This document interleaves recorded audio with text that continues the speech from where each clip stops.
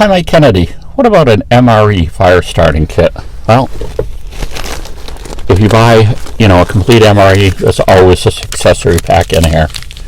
And usually it's always going to contain, I haven't seen one without it, matches and some toilet paper.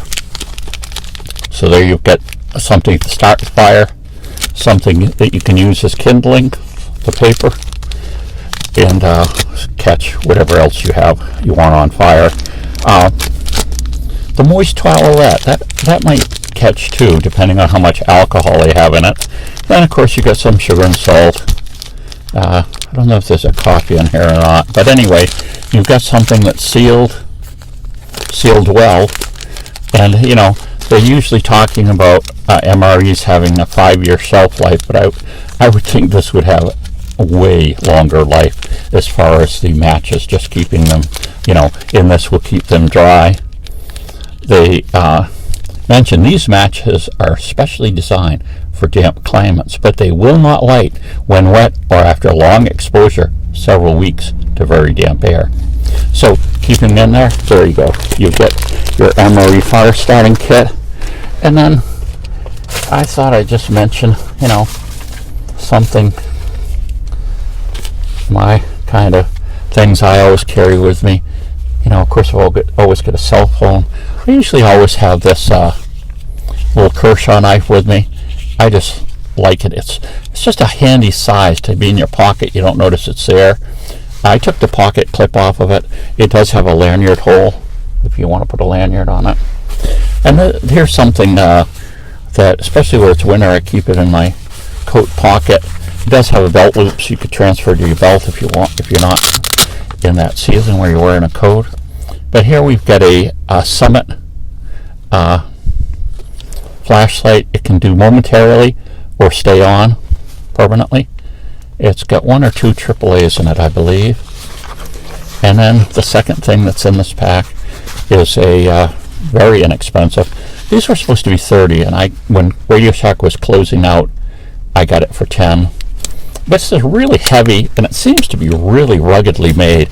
I would think that if you got a Leatherman that was equivalent to this, the Leatherman would probably be better quality, but would be lighter as well. But this seems to be very heavy made, and it has, of course, you got the pliers, the wire cutters, the wrench to some extent. Then you've got the two screwdrivers, can opener, knife. It does have a saw blade in it. It has a really decent sized file with 2 different degrees of roughness or whatever. And you got the can opener. There's the Phillips on this side, bottle opener, screwdriver. And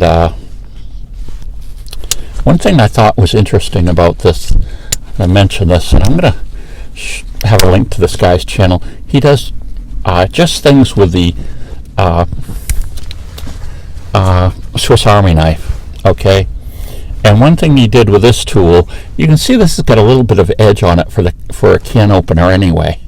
But what he did was he just ground this down to get rid of the nub, which is kind of redundant because I guess this is for a screwdriver again, but you have that tool in there. But by sharpening this all the way to the edge, he basically made a tool that he could grind spoons with, a bevel cutter.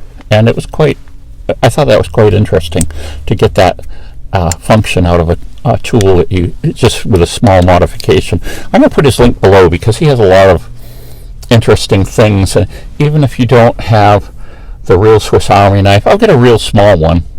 But then I've got some larger ones that are basically kind of knockoffs, that I've got at yard sales and things.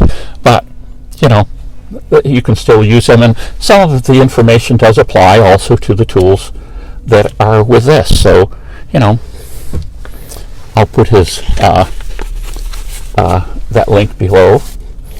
And what else? Just I've shown my key ring before. Things that I usually keep with me is I have this little Leatherman can opener, wrench thing, pry bar thing. I haven't used that a lot. Of course, I do use a lot is the Gerber dime. It's got a nice little bottle or jar opener here, and the small knife and the pliers on these I use a lot, the scissors I use. So that's a really nice thing to have. I have this really inexpensive ferro rod. You can get these around $7. They claim they're 3 things or a whistle. The whistle doesn't work, okay? Someone just took these and roughly tried to cut into it a whistle, and it just doesn't work. It's got a little compass. It does actually work. And then it's got the ferro rod. Now this is one of the harder ferro rods, so it doesn't throw as much sparks as the softer ones, but it still throws plenty. And I can use the Leatherman for that. I've also got a whistle on here, and this Lumo light. I've used this quite a bit. Enough so that I've actually had to change the batteries in it. A lot of these flashlights you have forever as kind of a backup, and you just never use them, but this I've used a lot. So there you go. What's in your pocket?